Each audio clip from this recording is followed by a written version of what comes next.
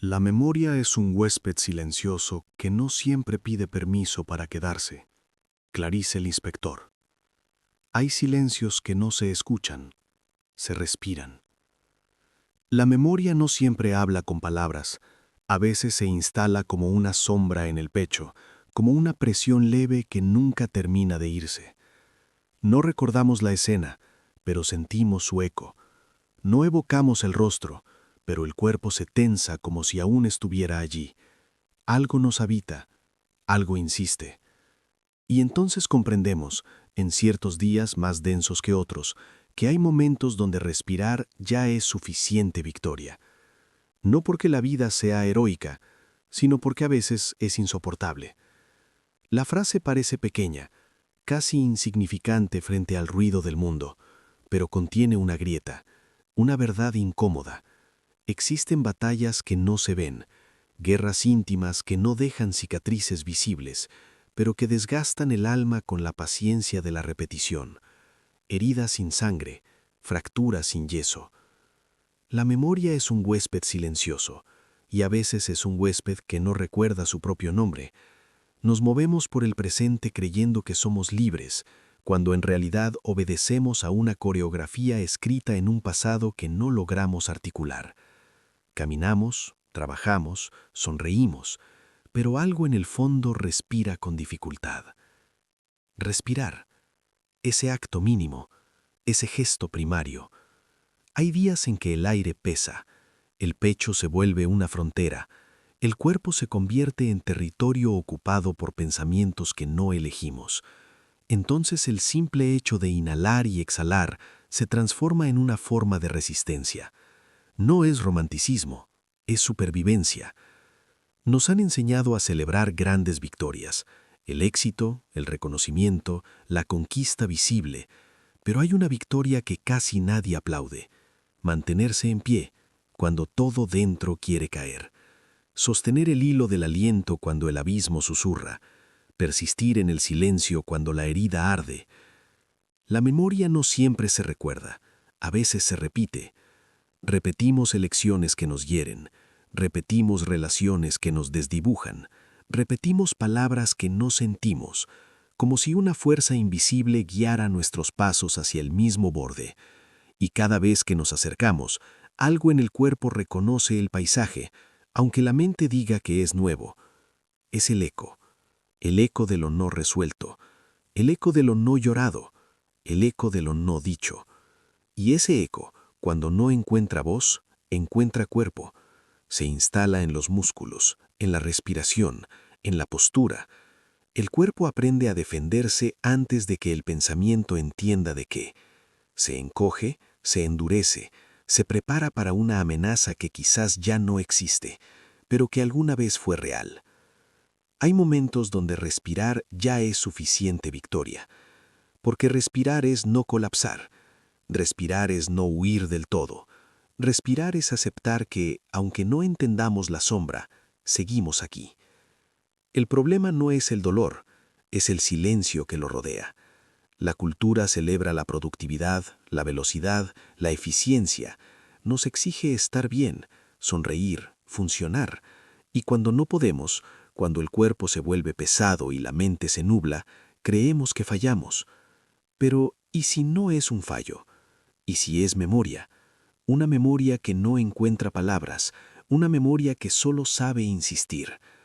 Respirar en esos momentos es un acto de conciencia mínima, es decirle al abismo, aún no, es decirle a la sombra, te veo, aunque no te comprenda, es permitir que el aire atraviese la herida sin intentar cerrarla con prisa. Vivimos rodeados de estímulos, de voces, de imágenes que nos prometen plenitud inmediata, pero el alma no funciona por notificaciones. El alma se mueve en ritmos más lentos, ritmos que incomodan, ritmos que exigen silencio. Y en el silencio, a veces, aparece la verdad. Hay días en que la única meta realista es atravesar las horas sin rendirse al vacío. Eso es todo. Y eso es enorme. Porque en un mundo que idolatra el triunfo visible, sostener el aliento cuando todo tiembla es un acto radical. Es elegir la presencia en lugar de la fuga. Es permitir que el dolor exista, sin convertirlo en espectáculo ni negarlo con distracciones. La memoria es un huésped silencioso, pero la respiración es un ancla, un hilo que nos mantiene atados a este instante, a este cuerpo, a esta posibilidad. Hay momentos donde respirar ya es suficiente victoria, y comprenderlo no nos hace débiles, nos hace conscientes. Descender no siempre implica caer. A veces implica mirar hacia adentro. La memoria reprimida no desaparece, se transforma, se convierte en gesto, en hábito, en reacción automática. Es una arquitectura invisible que sostiene nuestra identidad fragmentada. Creemos que decidimos, pero muchas veces reaccionamos. Creemos que elegimos, pero repetimos. La repetición es el lenguaje secreto de la herida. Hay algo en nosotros que busca escenarios familiares, incluso cuando duelen, como si la mente prefiriera un dolor conocido a una incertidumbre desconocida, como si el sufrimiento repetido ofreciera una ilusión de control. Sabemos cómo termina, sabemos qué esperar, y esa previsibilidad, por absurda que parezca, tranquiliza. El cuerpo guarda lo que la mente no puede procesar. El cuerpo es un archivo sin palabras. En él se inscriben las experiencias que no pudieron ser narradas. Tensiones crónicas, respiraciones cortas, mandíbulas apretadas, espaldas rígidas. Es la memoria encarnada, la biografía convertida en postura. Y cuando el cuerpo se agota, cuando ya no puede sostener la máscara de la funcionalidad, aparece el síntoma. No como enemigo, sino como mensaje, como eco de algo que exige ser visto. Pero la cultura no tolera la lentitud del síntoma. Quiere soluciones rápidas, etiquetas, protocolos, manuales. No hay tiempo para escuchar el susurro de la sombra. Todo debe resolverse con eficiencia. Sin embargo, hay dolores que no se resuelven, se atraviesan. Hay momentos donde respirar ya es suficiente victoria. Porque cuando la identidad se fragmenta, cuando sentimos que somos muchas versiones inconexas de nosotros mismos, el simple acto de inhalar y exhalar se convierte en un punto de unión, un centro, un eje. La fragmentación no siempre es evidente, a veces es sutil, una sensación de no estar del todo presentes, de vivir como espectadores de nuestra propia vida, de actuar un papel que aprendimos hace años y que ya no nos pertenece. La máscara.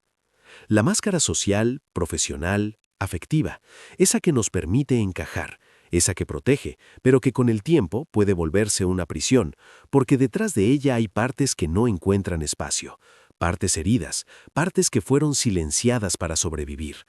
El problema no es la máscara, el problema es olvidar que la llevamos puesta.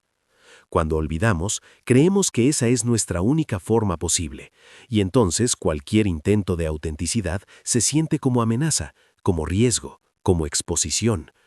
La memoria reprimida sostiene la máscara sostiene la identidad, y la identidad, cuando se vuelve rígida, asfixia. Respirar. De nuevo, hay algo profundamente subversivo en detenerse a respirar en medio del caos. Es una interrupción, una grieta en la automatización, una pausa que rompe la cadena de la repetición inconsciente. No siempre sabemos qué nos duele, pero sabemos que duele. Es una sensación difusa, una inquietud constante, un malestar que no encaja en diagnósticos claros. La mente busca explicaciones, el cuerpo solo pide espacio. El dolor inconsciente se manifiesta en la forma en que nos hablamos, en la exigencia interna que nunca descansa, en la voz que susurra que no es suficiente. Esa voz no nació hoy, tiene historia, tiene raíces. Pero en lugar de explorarla, solemos combatirla. Nos imponemos disciplina, nos exigimos optimismo, intentamos silenciarla con ruido. La repetición continúa. La herida no atendida se convierte en destino, no porque estemos condenados, sino porque no hemos mirado. Y mirar asusta. Mirar implica reconocer que hay partes de nosotros que preferiríamos no conocer. La sombra no es maldad, es lo que no fue integrado. Cada vez que evitamos una emoción intensa, cada vez que anestesiamos el dolor con distracciones, fortalecemos la fragmentación, nos alejamos de nosotros mismos. Y cuanto más nos alejamos, más difícil se vuelve respirar con naturalidad. Hay momentos donde respirar ya es suficiente victoria. porque en medio del torbellino interno, la respiración es lo único que no miente. No necesita narrativa, no necesita coherencia, es simplemente presencia, aire que entra, aire que sale. En esa simplicidad hay una verdad radical. Seguimos aquí. La identidad fragmentada teme el silencio, porque en el silencio aparecen las voces que fueron calladas, aparecen los recuerdos que no se quieren recordar, aparece el eco de decisiones que aún pesan. Por eso llenamos cada espacio con estímulos, pantallas, música, conversaciones superficiales, trabajo excesivo. No soportamos el vacío, no toleramos el abismo. Pero el abismo no siempre es destrucción, a veces es profundidad. Descender no es caer, es explorar. En el fondo de la experiencia humana hay una paradoja. Queremos ser libres, pero tememos conocer aquello que nos encadena. Queremos autenticidad, pero evitamos el dolor que implica despojarnos de la máscara. La memoria reprimida no desaparece con el tiempo, se transforma en patrones, en elecciones aparentemente racionales que repiten la misma herida con distinto disfraz. Elegimos lo que nos confirma, aunque nos destruya. Y así la repetición se convierte en destino, no porque esté escrito en estrellas, sino porque está escrito en nuestro cuerpo. El cuerpo recuerda, recuerda la tensión, recuerda el miedo, recuerda la ausencia. Y cuando una situación presente se parece mínimamente al pasado, el cuerpo reacciona antes que la mente. Se acelera el pulso, se acorta la respiración, se activa la defensa. No es exageración, es memoria. En esos instantes, la conciencia puede sentirse impotente, como si no tuviera control. Y quizás no lo tenga, pero tiene algo más humilde y más poderoso, la capacidad de observar. Observar la respiración, observar la tensión, observar el impulso de huir. No para cambiarlo de inmediato, sino para no perderse por completo en él. Hay momentos donde respirar ya es suficiente victoria, porque en medio de la tormenta interna, no destruir, no gritar, no colapsar, ya es una forma de integridad. Es sostener el hilo de la conciencia cuando todo empuja hacia la inconsciencia. La vida no siempre ofrece claridad, a veces solo ofrece resistencia, y en esa resistencia se revela algo esencial. Somos más que nuestras reacciones, más que nuestras heridas, pero no estamos separados de ellas. Integrar no es eliminar, es incluir. Incluir la sombra en la identidad, incluir la herida en la narrativa, incluir el miedo en la experiencia. Y para incluir, primero hay que permitir. Permitir sentir, permitir recordar, permitir no entender. El cuerpo como archivo no necesita que lo forcemos a hablar, necesita que dejemos de silenciarlo. La respiración es la puerta, la más simple, la más accesible, y sin embargo, la más ignorada. En una cultura que exalta el pensamiento, el análisis, la estrategia, el cuerpo queda relegado a instrumento. Pero el cuerpo no es herramienta, es historia, es territorio, es memoria viva. Respirar conscientemente es volver al territorio. Es reconocer que el presente no siempre es puro presente, que está atravesado por capas de pasado, que cada inhalación atraviesa no solo los pulmones, sino también las cicatrices invisibles que moldearon nuestra forma de estar en el mundo. Y aún así, respiramos. Esa es la victoria mínima. Esa es la resistencia silenciosa. No se trata de convertir el dolor en identidad ni de romantizar la herida. Se trata de reconocer que hay momentos en que sostener el aliento es el único acto posible, y que eso, aunque pequeño, es profundamente humano. Descender no es un acto espectacular. Es lento, es incómodo, a veces es confuso, pero en esa profundidad se deshacen las ilusiones de control absoluto, se revela la fragilidad, y con ella una forma más honesta de estar vivos. Hay momentos donde respirar ya es suficiente victoria. Y quizás en esa frase se esconde una ética distinta, no la ética del rendimiento, no la ética del éxito, sino la ética de la presencia, de la dignidad silenciosa, que consiste en no abandonar la propia conciencia incluso cuando duele. Vivimos en una era de exposición constante. La máscara ya no es solo social, es digital. Una identidad curada, filtrada, optimizada. Un escaparate donde la vulnerabilidad se dosifica y el sufrimiento se edita. La atención está fragmentada. La mente salta de estímulo en estímulo. El silencio se vuelve sospechoso. La pausa se interpreta como improductividad. Respirar sin hacer nada parece una pérdida de tiempo. Y sin embargo, el cuerpo sigue acumulando. Cada notificación interrumpe el ritmo interno. Cada comparación silenciosa erosiona la autoestima. Cada imagen perfecta refuerza la sensación de insuficiencia. La herida encuentra nuevos espejos. La cultura contemporánea niega el dolor cotidiano, lo cubre con ironía, lo trivializa con memes, lo convierte en contenido. Pero el sufrimiento que no se reconoce no desaparece, se internaliza. Se vuelve ansiedad difusa, se vuelve cansancio crónico, se vuelve sensación de vacío.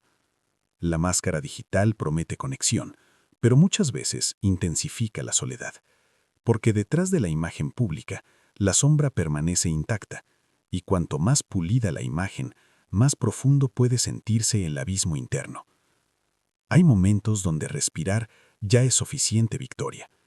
En medio de la hiperconectividad, respirar es desconectar del ruido, es recordar que el cuerpo existe más allá de la pantalla, que la vida no se reduce a representaciones. La fragmentación de la atención produce fragmentación de la identidad. Nos convertimos en múltiples perfiles, múltiples versiones, múltiples narrativas, y en esa multiplicidad el centro se diluye. ¿Quién respira cuando todo es performance? ¿Quién siente cuando todo es exhibición? El silencio se vuelve un acto de rebeldía, no el silencio impuesto, sino el silencio elegido, el que permite escuchar el eco interno sin necesidad de traducirlo en contenido compartible. La cultura del rendimiento no solo exige productividad laboral, exige productividad emocional. Hay que sanar rápido, superar rápido, transformar el dolor en aprendizaje inmediato, convertir la herida en discurso inspirador. Pero hay dolores que no quieren ser inspiración, solo quieren ser reconocidos. Respirar, en ese contexto, es rechazar la aceleración forzada. Es aceptar que la integración lleva tiempo, que el duelo no se optimiza, que la conciencia no se programa. La negación cotidiana del dolor genera una paradoja. Nunca hemos hablado tanto de bienestar, y sin embargo, nunca ha sido tan difícil simplemente estar. Estar sin distraerse, estar sin compararse, estar sin performar. Hay momentos donde respirar ya es suficiente victoria. Porque en una cultura que mide el valor en términos de visibilidad y logro, la simple persistencia invisible se convierte en un acto radical. Persistir sin aplausos, resistir sin audiencia, sostener la propia existencia sin convertirla en espectáculo. El sufrimiento repetido en silencio no es signo de debilidad, es signo de humanidad no escuchada. Y quizá la verdadera crisis contemporánea no sea la falta de recursos, sino la falta de espacios donde el dolor pueda existir sin ser inmediatamente corregido. La sombra colectiva se manifiesta en la compulsión por distraerse, en la incapacidad de tolerar la incertidumbre, en el miedo a mirar el abismo sin filtros. Pero el abismo no siempre destruye, a veces revela. Revela que debajo de las capas de imagen y ruido hay un ser que respira, que siente, que teme, que desea y que, a pesar de todo, sigue inhalando y exhalando. Hay momentos donde respirar ya es suficiente victoria. No como consigna optimista, no como frase motivacional, sino como reconocimiento sobrio de nuestra fragilidad. Quizás el mayor acto de valentía no sea conquistar el mundo, sino permanecer presentes en medio de la propia oscuridad, no escapar de la sombra, no anestesiar la herida, no negar el eco, respirar, una y otra vez, sin garantías, sin certezas, sin promesas de final feliz, solo el aire entrando y saliendo, solo la conciencia sosteniendo el instante, solo la dignidad mínima de no rendirse al vacío. La memoria seguirá siendo un huésped silencioso, la cultura seguirá ofreciendo máscaras, el dolor seguirá buscando formas de expresarse, y nosotros seguiremos oscilando entre la huida y la presencia. No hay conclusión definitiva, no hay síntesis total, solo este punto suspendido entre el pasado que insiste y el futuro que aún no llega. En ese punto respiramos, y a veces eso basta.